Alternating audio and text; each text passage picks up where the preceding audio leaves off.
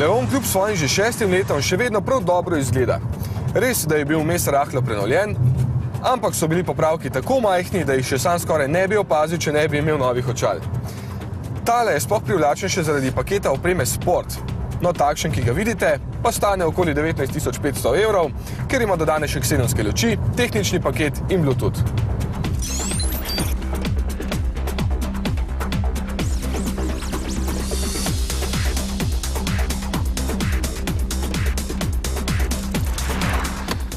Ampak največja novost pri tem je novi 1,6 litrski motor TDI, ki je zamenjal ostareli 1.9 TDI.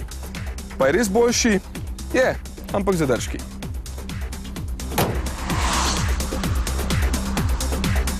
Z mesta je še vedno zelo neodločen in v nizkih vrtljajih komaj pospešuje, potem pa veliko bolj zvezno deluje kot stari TDI.